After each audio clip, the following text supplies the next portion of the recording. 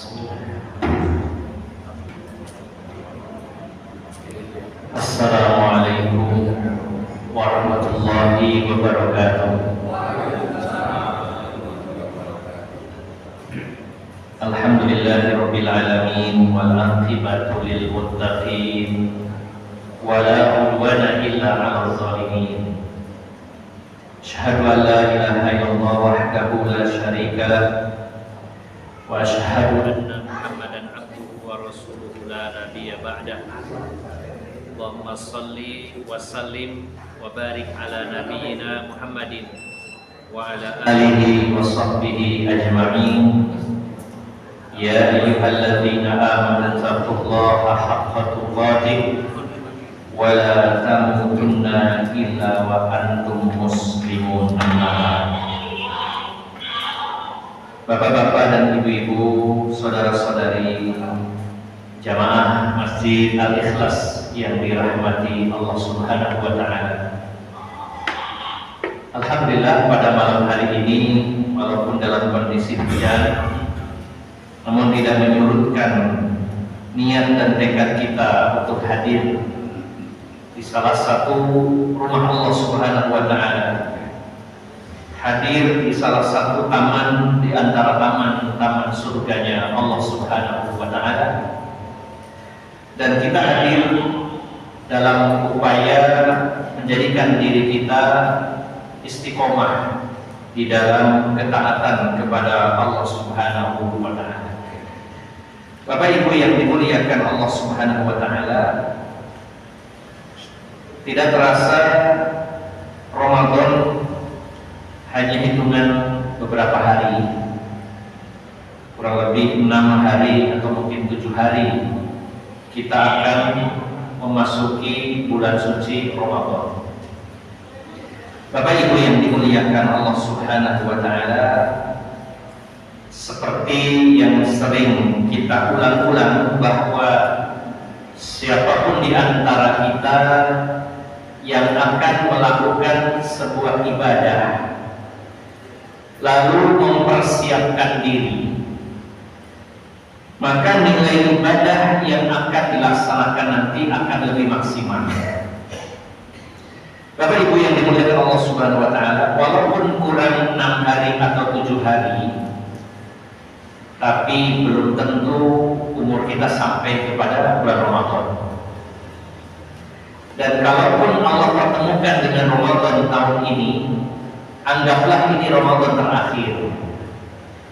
Dan yang kita pikirkan Bapak Ibu jamaah sekalian adalah kita sudah puluhan kali melaksanakan ibadah puasa.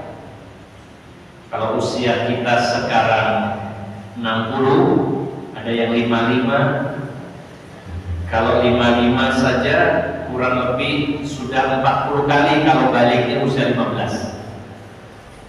Usia balik 15, 55 dikurangi 15, yang dihitung 40 kali. Mungkin ada yang 45 kali, ada yang 50 kali, bahkan lebih dari itu. Satu hal yang perlu senantiasa kita cita-citakan adalah kita upayakan Ramadan yang akan kita lalui ini adalah Ramadan yang terbaik dibandingkan Ramadan yang di belakang. Kalau Allah masih beri kesempatan lagi di tahun berikutnya, kita akan jadikan Ramadan berikutnya itu lebih baik dari yang ini. Namun kita tidak tahu apakah Allah Subhanahu wa taala masih mempertemukan kita dengan Ramadan tahun ini. Jangankan hitungan hari, hitungan jam pun tidak ada jaminan bahwa kita akan bertemu dengan Ramadan ini. Maka kita memperbanyak berdoa kepada Allah, Allahumma sallimni ila Ramadan wa sallimni Ramadan wa tusallimu minni mutaqabbala. Ya Allah, serahkanlah Ramadan kepada saya dan serahkanlah saya kepada Ramadan, dan terimalah amal-amal dari kami ya Allah. Kita berharap bertemu dengan Ramadan tahun ini, dan jika memang Allah pertemukan mungkin ini Ramadan yang terakhir, sehingga kita harus berpikir bahwa Ramadan ini harus yang terbaik dibandingkan Ramadan yang puluhan kali sudah kita lalui. Nah, agar menjadi Ramadan yang terbaik, karena posisi kita sekarang belum memasukinya, maka yang kita fokuskan adalah mempersiapkan diri. Kita boleh berencana, tapi maksimalkan fokus kita kepada yang sedang dilaksanakan. Sekarang kita masih ada di bulan Sya'ban, yang disebut oleh para ulama bulan Rajab adalah bulan menanam, Sya'ban adalah merawat, menyirami, memupuk tanaman tadi, dan baru panennya nanti di bulan Ramadan. Sehingga momen bulan Sya'ban yang akan berakhir ini sebuah momen yang penting yang perlu kita fokus di sini. Sambil kita mempersiapkan diri. Nah, sekarang yang ada di hadapan kita yang sedang kita jalani adalah bulan Sya'ban, dan kurang lebih sepekan lagi Ramadan datang. Maka fokusnya adalah mempersiapkan diri menghadapi Ramadan. Sudah sering saya bawakan firman Allah dalam surat At-Taubah ayat 46. Barangkali perlu dikuatkan kembali dan diingatkan kembali. Dalam surat At-Taubah ayat 46 Allah berfirman, "Walau aradul khuruja la'addu lahu 'uddatan walakin karihallahum bi'atsahum fasabbatahum wa qila qulu ma'al qa'idin." Seandainya mereka itu memang niat mau berangkat perang, kalau mereka serius ingin berjuang di medan perang, jihad fisabilillah, harusnya mereka punya persiapan. Mereka di sini sebenarnya Allah sedang menegur secara keras orang-orang munafik dalam peristiwa perang Tabuk. Kalau mereka itu niat mau perang membela agama Allah, harusnya mereka itu punya persiapan. Tetapi karena mereka tidak punya persiapan, Allah tidak suka keberangkatan mereka. Selain Allah tidak suka, Allah lemahkan semangat mereka dan dikatakan kepada mereka, daripada kalian berangkat, mending kalian duduk manis di rumah bersama orang-orang yang duduk. Seolah-olah Allah gak butuh. Kalau kamu gak siap, mending jangan berangkat. Salah satu jenis ibadah adalah jihad, dan yang dibahas orang munafik. Tapi para ulama meluaskan makna ayat ini, ditujukan juga kepada orang-orang beriman, dan ibadahnya bukan hanya jihad, tapi semua ibadah. Kalau kita tidak ada persiapan menghadapi Ramadan, Allah kurang suka dan bisa jadi dilemahkan semangat kita di dalamnya. Oleh karena itu Bapak Ibu jamaah sekalian, kalau Allah ingin menyukai kita dan kita dari sebulan penuh benar-benar fight, bertempur habis-habisan dalam meraih segala kebaikan di Ramadan, bisa semangat, bisa maksimal dan menjadi Ramadan terbaik, maka diawali dari sekarang, mumpung masih ada waktu belum masuk Ramadan, dengan adanya persiapan. Nah, kira-kira persiapannya apa saja Bapak Ibu? Apakah persiapan frozen food supaya sahur tidak kerepotan? Boleh, silakan, tapi itu bukan yang utama. Apakah persiapannya belanja lebih awal daripada nanti stok menipis, harga melonjak, disiapkan sekarang? Boleh, tapi bukan yang utama.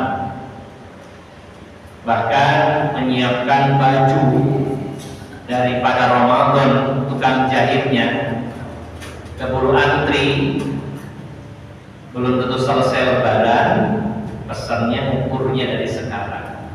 Boleh, tapi bukan yang utama. Persiapan apa lagi Pak biasanya Ramadan itu? Persiapan fisik. Asam urat nih, waras-waras, oh korek caranya waras, Ramadan masa nyeret-nyeret. Misalkan begitu ya Pak ya, persiapkan fisiknya bagus,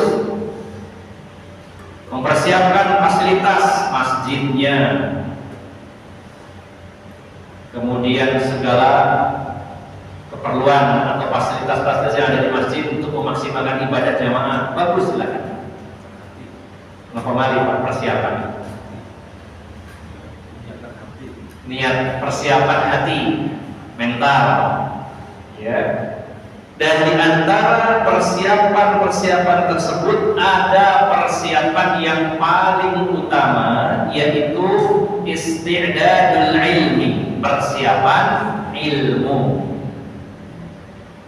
yaitu mempelajari kembali tentang semua materi yang berkaitan dengan puasa Ramadan. Apakah ada yang merasa bahwa saya ini sudah puasa 40-50 kali wis mahir, sudah lanyah, sudah terbiasa sehingga ilmunya tidak usah disiapkan, sudah hafal? Jika ada yang merasa demikian, dan saya yakin tidak seperti itu. Jika ada yang seperti itu, sesungguhnya banyak perkara yang belum kita ketahui tentang hukum puasa, dan mungkin sebagian perkara sudah kita ketahui tapi lupa. Kan setahun sekali Pak puasanya, kan sepanjang tahun, kadang ilmunya lupa. Dan terbukti masih saja ada hal-hal yang mengganjal dalam pikiran kita berkaitan dengan hukum puasa. Kalau kita masih bertanya kepada temannya, masih browsing atau googling ya, masih tanya sama ustaz, itu artinya kita masih butuh ilmu.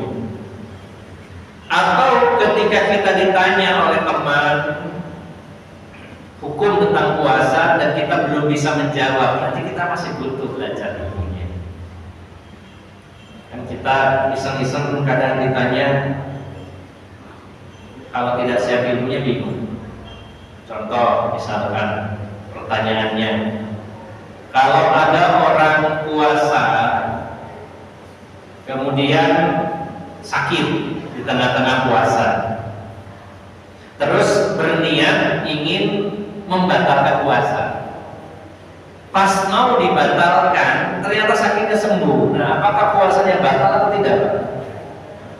Pertanyaannya sederhana Pak, masalah niat. Ini satu contoh, jangan mungkin sudah tahu jawabannya atau belum. Contoh ya. Contoh lagi yang kedua, contoh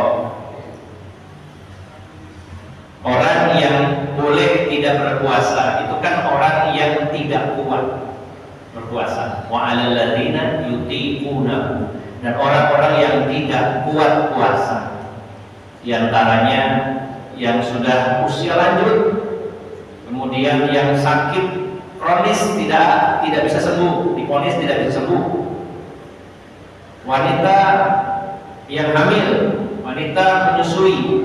Oke, ini yang umum. Pertanyaannya, bagaimana orang yang tidak kuat puasa karena profesinya? Apakah boleh tidak berpuasa kalau puasa tidak kuat? Kira-kira boleh atau tidak Pak tidak berpuasa? Oh, tidak boleh puasa. Oh, boleh puasa dan sebagainya. Gimana Pak? Ini pertanyaan contohnya. Kalau kita masih belum menemukan jawaban, oh berarti saya perlu ngaji lagi nih. Sama juga, saya juga sama. Bahkan kadang ditanya lewat WA, saya jawab setelah beberapa hari sudah jawaban salah. Oh berarti saya pribadi masih kurang ilmu. Dan masih banyak ya hal-hal yang berkaitan dengan hukum puasa yang bisa jadi kita tidak tahu jawabannya, tidak tahu ilmunya, atau lupa sama sekali. Contoh lagi Pak, hubungan suami istri di siang hari Ramadan boleh atau tidak Pak? Tidak boleh. Bukan ini pertanyaannya ya. Kalau ini berapa? Tapi bagaimana orang yang safar, apakah boleh tidak berpuasa? Boleh ya. Kalau berhubungan intim istilahnya tidak boleh ya. Tidak boleh. Selain membatalkan, juga ada kafarahnya. Sedangkan safar boleh tidak berpuasa. Nah, bagaimana kalau orang suami istri men-setting, ayo safar biar nggak poso, terus sewa hotel, terus berhubungan intim? Boleh nggak Pak itu? Ada aja orang nakal gitu. Kan nggak poso nggak pokok, berarti disengaja gitu ya. Macam-macam lah pertanyaan. Bagaimana orang, tanya lagi Pak, bagaimana orang yang sudah berpuasa di sore hari, dia cepat berbukanya, dia naik pesawat ya, ke arah timur, kejar-kejaran gitu, cepat. Misalkan di Indonesia bagian tengah atau timur, kan sudah berbuka lebih duluan Pak, berangkat. Misal, namanya juga contoh. Berbagai macam hukum-hukum yang berkaitan dengan puasa. Nah, maka intinya Bapak Ibu jamaah sekalian, jangan pernah sedikit pun kita berpikir bahwa saya sudah puluhan kali puasa, sudah nggak butuh belajar tentang fikih Ramadan. Tidak butuh tentang fikih siang, fikih puasa. Terlebih seringkalinya kita juga lupa, walaupun sudah tahu ilmunya di tahun lalu, kemudian lupa kembali. Persiapan yang paling utama selain persiapan-persiapan lainnya adalah persiapan ilmu, karena al-ilmu qabla al-qawli wal amal. Ilmu itu sebelum ucapan dan perbuatan.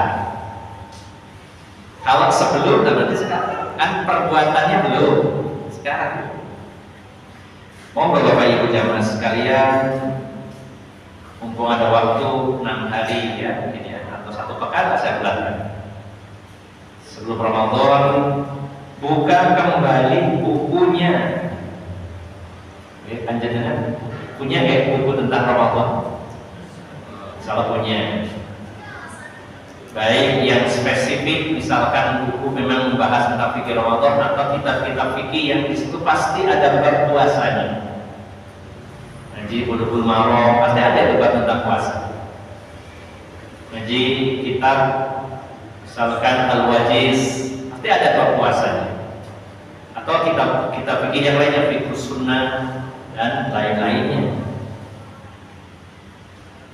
Kalau punya kitab, mohon buka kitabnya. Ada waktu beberapa hari. Wah, saya jangankan kitab gundul sih, gondrong aja bisa, misalkan ya. Ya bisa Pak, buka video ceramah dari para mubalik, buka kembali. Ya. Atau bisa juga googling lagi. Hanya saja perlu konsultasi tetap ya dengan para mubalik, para ustadz, karena googling itu atau kita browsing nanti yang jawab mesti AI. Bisa benar, bisa salah ya. Walaupun sehebat apapun buatan manusia, dia akan merekod, mengumpulkan, mendeteksi tulisan-tulisan yang ada. Kan bukan AI yang jawabnya, cuma bisa ya, menangkap, kemudian menyimpulkan lalu memunculkan. Nah, yang ditangkap yang mana? Disinilah pentingnya tulisan-tulisan di dunia maya, supaya AI nangkapnya tulisan-tulisan yang benar. Ditanyakan. Nah, ini salah satu upaya. Insya Allah kalau kita serius 1 pekan ini kita buka kembali buku, kitab, video, browsing persiapan Ramadan. Allah sangat suka dan Allah akan berikan semangat nanti saat pelaksanaan. Salah satu kitab yang simpel menurut saya ini, karena kitabnya tipis sekali.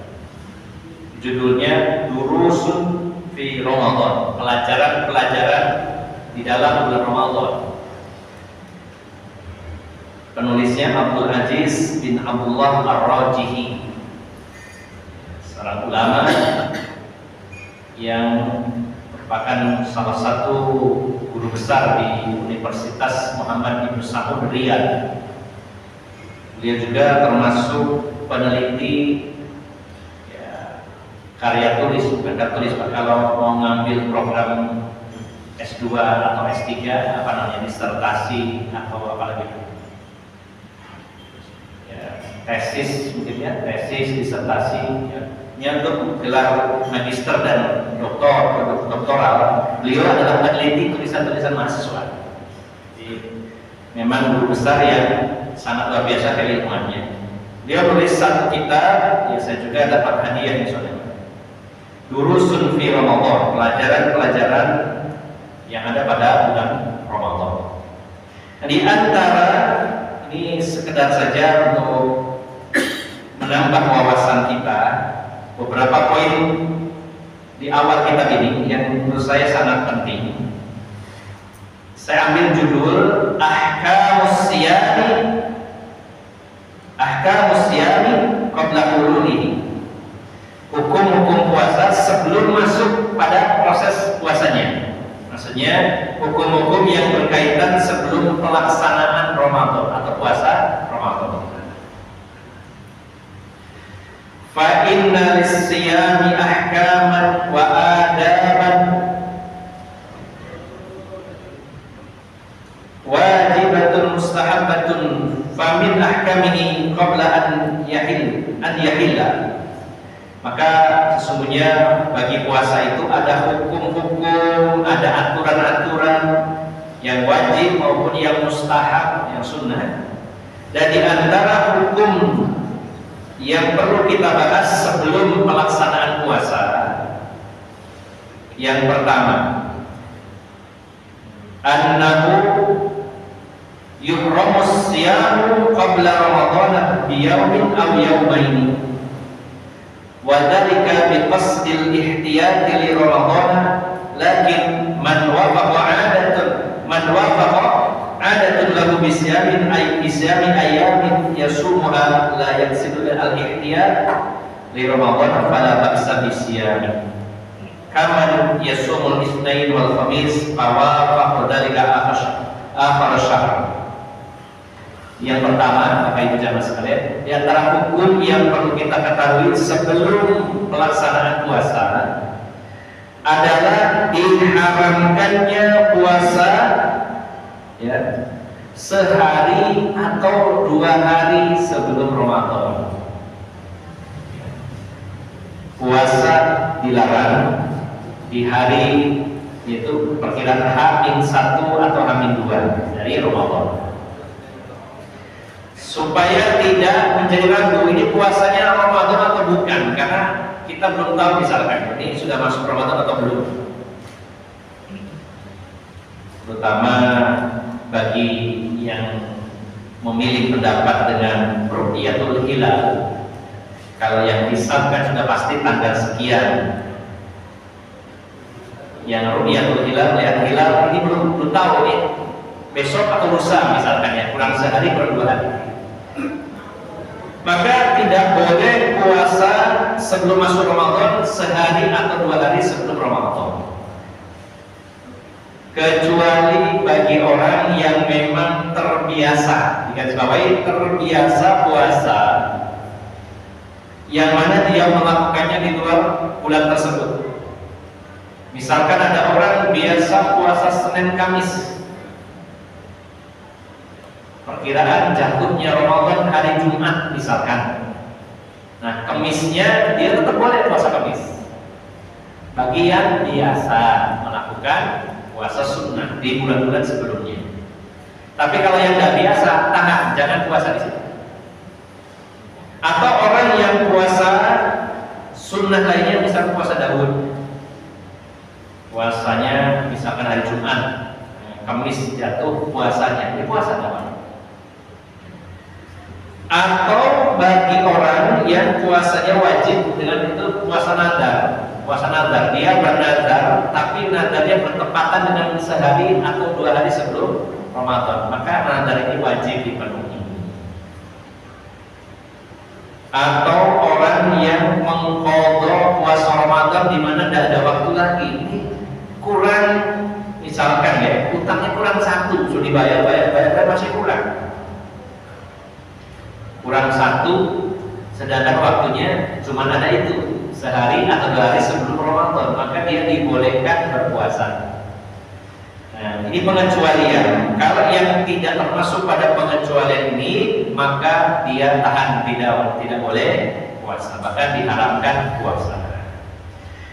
Dalilnya adalah hadis riwayat Bukhari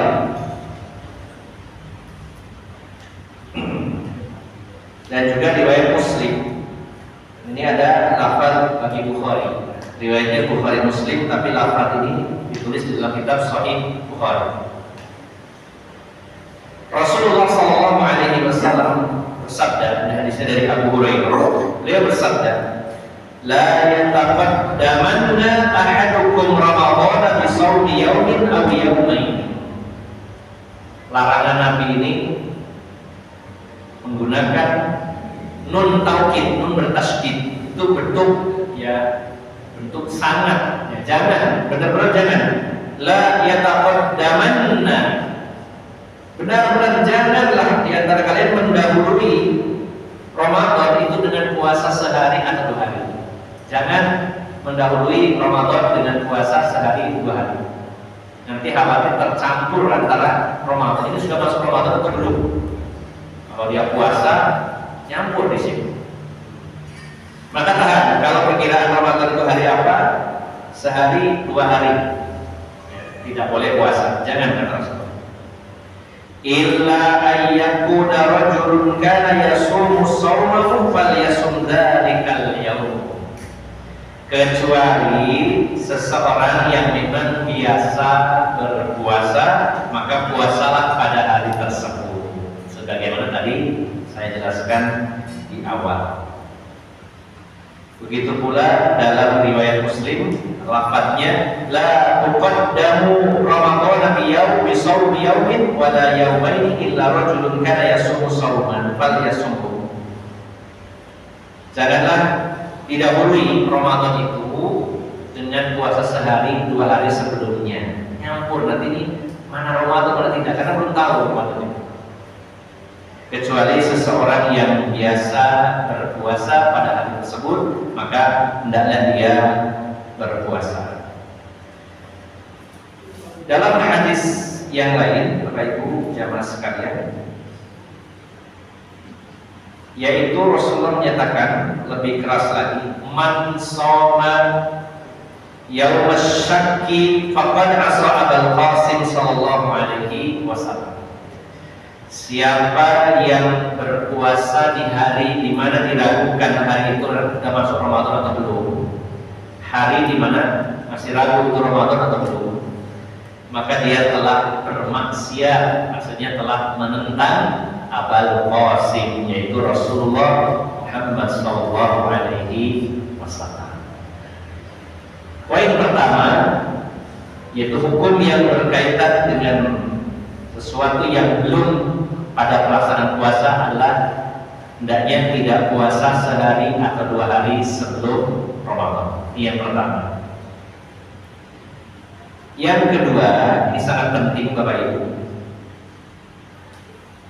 La yasihu shaumal fardhi illa biniyatin minal lail. Tidak sah puasa fardu, maksudnya puasa Ramadan, kecuali adanya niat dan itu harus di malam hari. Tidak sah puasanya orang yang berpuasa fardu sementara dia tidak berniat di malam harinya. Sebagaimana telah tetap dari Nabi SAW, beliau bersabda di dalam hadis diriwayatkan Abu Dawud, hadis nomor 2454. Rasulullah bersabda, man lam yujmi siyama qabla al-fajri fala siyama lahu. Siapa yang tidak berniat puasa sebelum terbitnya fajar, maka tidak ada puasa baginya, tidak sah puasa. Dalam lafaz yang lain, riwayat Imam Nasa'i, man lam yubayyitin niyah atau man lam yubayyitis siyama qabla al-fajr. Atau dalam hadis yang lain, riwayat Imam Nasa'i juga, man lam yubayyitis siyama minal lail. Siapa yang tidak berniat puasa di malam harinya sebelum terbit fajar, maka hari itu puasanya tidak sah. Bapak Ibu jamaah sekalian, niat itu memiliki ya, 3 fungsi. Ulama membaginya 3 fungsi. Yang pertama, di antara fungsi niat, manfaatnya niat itu untuk apa? Yang pertama, at-tafriqu bainal 'adati wal ibadah. Membedakan antara mana ibadah, mana kebiasaan. Dan saya Bapak Ibu jamaah sekalian, kalau ada orang, 2 orang bangun di pagi hari sebelum subuh, dan kedua orang ini mandinya keramas, 2 orang sama mandi keramas, seluruh badan basah, mulai dari ujung rambut sampai ujung kaki basah, sama-sama mandinya di waktu yang sama. Secara zahir tidak ada bedanya 2 orang ini. Tapi kalau niatnya berbeda, yang satu mandi janabah, yang satunya mandi kebiasaan, maka hukumnya jadi berbeda. Padahal mandinya sama. Makanya niat itu penting karena apa? Membedakan antara ibadah dengan kebiasaan. Oh, tapi kan kalau mandi janabah itu kan ada wudunya dan sebagainya, itu kan sempurnanya, ya, sunnah-sunnahnya. Tapi secara hukum asalnya adalah rukunnya cuma 2, niat dan meratakan air seluruh tubuh. Jadi seandainya ada orang mandi janabah itu punya kolam renang, niat mandi janabah seluruh dasar. Yang penting seluruh badannya basah.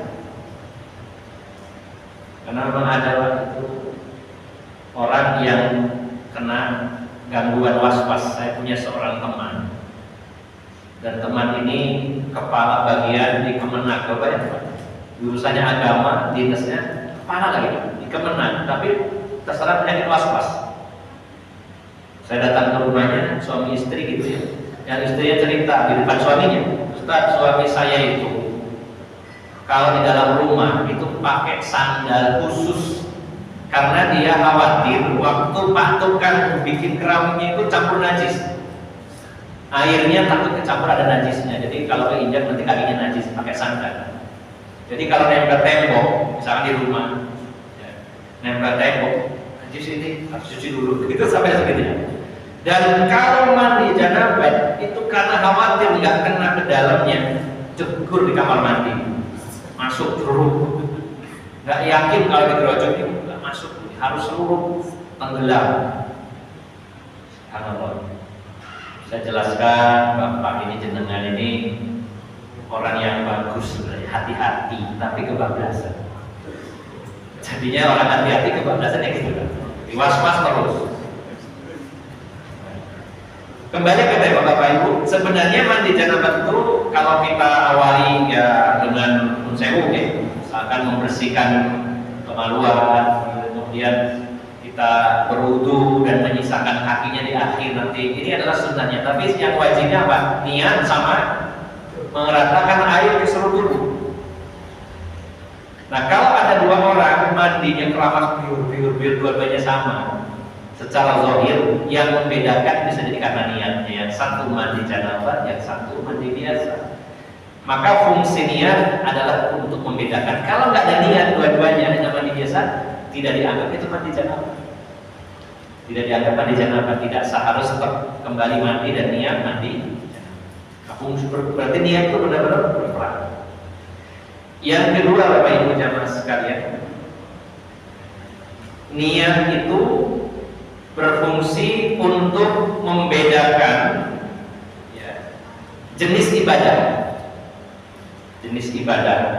Oh ini niat sholat, oh ini niat puasa, oh ini niat bersuci, adanya niat. Yang ketiga, membedakan antara satu ibadah dengan ibadah lainnya. Maaf, yang kedua tadi tujuannya ibadah itu siapa? Saya ulangi. Jadi yang pertama membedakan antara mana ini kebiasaan, mana ibadah. Yang kedua, niat itu menentukan orang ini ibadahnya niatnya untuk siapa. Sama-sama sholatnya, yang satu karena Allah, yang satu karena riya, pamer, ingin dipuji. Sholatnya sama, jumlah rakaatnya sama, tempatnya sama, tapi hasilnya beda. Karena faktor niat, yang satu niat karena Allah, yang satu karena ingin dipuji orang. Nah, yang terakhir, niat itu untuk membedakan antar ibadah yang sama. Misalkan orang ini sholat 2 rakaat, datang ke masjid dengan dan saya datang ke masjid, itu azan subuh berkumandang, datang ke masjid Al-Ikhlas, lalu sholat 2 rakaat. Saya ingin bertanya sama Bapak Ibu, kalau orang ini melakukan sholat tahiyatul masjid dan sholat qobliyah subuh, ada bedanya tidak Pak secara tauhidnya? Tidak ada ya, semuanya sama pasti. Kedua jumlah rakaatnya sama, gerakannya sama. Yang membedakan apanya Pak? Niatnya. Jadi ibadahnya bisa jadi sama secara zahir, tapi niatnya yang membedakan. Itu artinya penting masalah niat. Khusus puasa Ramadan, puasa fardu, maka niatnya harus di malam hari. Malam itu dalam definisi Islam, begitu matahari tenggelam sampai terbitnya fajar. Bukan mulai tenggelamnya matahari sampai terbitnya matahari, bukan. Perhitungannya bukan seperti itu. Jangan salah paham, nanti puasanya setat pas terbit matahari. Jadi mulai maghrib sampai subuh itu disebut malam. Nah, di rentang waktu itu harus meniatkan bahwa besok mau puasa. Adapun puasa sunnah boleh di malam hari atau pada saat pelaksanaan, sebagaimana yang sering dilakukan Rasulullah SAW ketika beliau pulang ke rumah salah satu istri beliau, misalkan Ibunda Aisyah, di pagi hari. Rasulullah itu kan ada 9 istri ya, saat beliau masih hidup sampai waktu wafat itu 9 istri. Biasanya selesai sholat subuh Rasulullah itu keliling satu persatu, sebentar kau ucapkan salam kepada semua istri, 1, 2, 3, 4, 5, 6, 7, 8, 9, baru pulang ke istri yang dapat giliran. Maka jangan sanggup Pak kayak gitu. Nggak sanggup ya Pak ya. Makanya dagang Rasulullah itu adilnya luar biasa. Tiap hari keliling satu persatu, satu persatu. Makanya pernah mampir ke rumahnya Maria Qibtiyah, selalu disuguhi madu, minum madu. Nanti pas giliran ke rumah yang dapat jatah, istri yang dapat jatah cemburu, mesti kesini mulutnya ada madunya. Sampai akhirnya di antara istri Nabi Aisyah, Ummu Salamah itu membuat strategi, nanti kalau Rasul datang ke rumah kita, giliran kita, dan mulutnya ada madunya, bilang kalau mulutnya bau. Sepakat para istri Nabi. Setiap Nabi datang, bau Rasulullah. Padahal enggak. Diakali itu. Sampai akhirnya Rasulullah hampir saja mengharamkan madu, sampai ditegur Allah, 5 hari memaafkan Allah. Muhammad, kenapa engkau mau mengharamkan apa yang telah dihalalkan kamu? Gara-gara mencari ridho istrimu, kamu akan mengharamkan apa yang halal, yaitu madu. Hampir saja diharamkan Pak. Diharamkan, nggak ada pengusaha madu itu.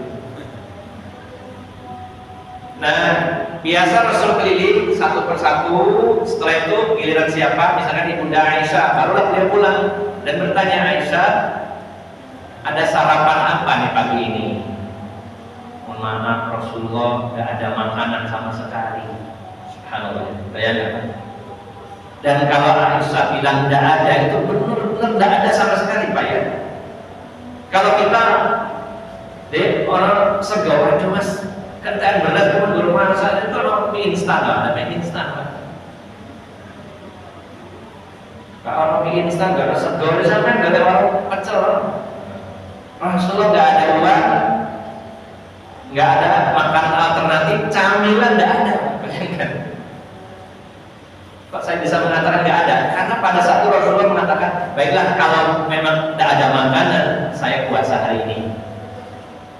Maka Rasulullah puasanya niatnya dadakan waktu itu karena tidak ada makanan, niat puasa. Dengan catatan, misalkan ngomongnya itu jam 9 pagi, antara subuh sampai jam 9 belum makan dan minum. Jangan ngomong sampai istrinya, untuk panganan dia nggak ono, nggak staf poso aja, cuma main mobil kopi satu dulu. Karena orang Jawa itu kalau belum makan sebut dari rumah kan. Padahal sudah makan lontong. Jadi bedanya puasa fardu itu niatnya sebelum fajar, mulai maghrib sampai fajar, di antara waktu itu meniatkan puasa. Apakah niat puasanya itu harus diucapkan? Nawaitu shauma ghadi an adai fardhi syahri Ramadan hadhihi sanati imanan wa ihtisaban. Bagaimana? Saya lupa nama. Nawaitu shauma ghadi an adai fardhi syahri Ramadan hadhihi sanati imanan wa ihtisaban lillahi ta'ala. Bukan suruh Allah pada makin itu hadis itu. Maka niat itu adalah perbuatan lisan apa hati, Pak?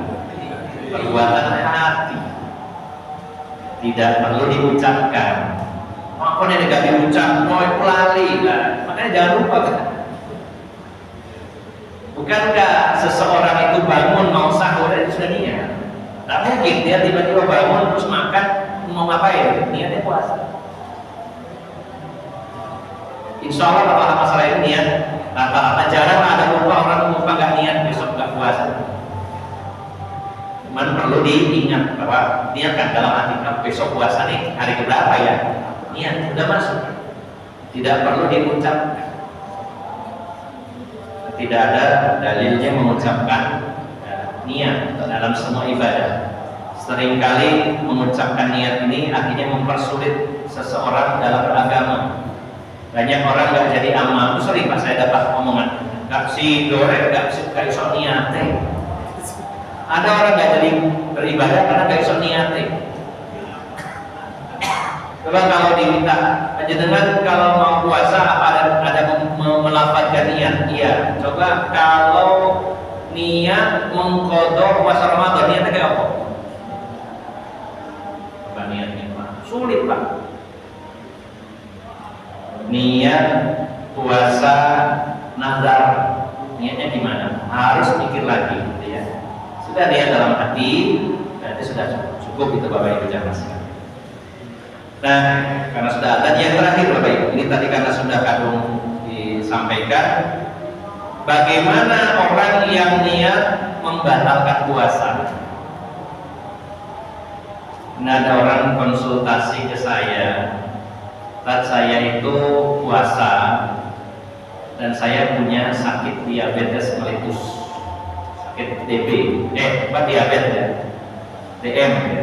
Saya punya penyakit diabetes.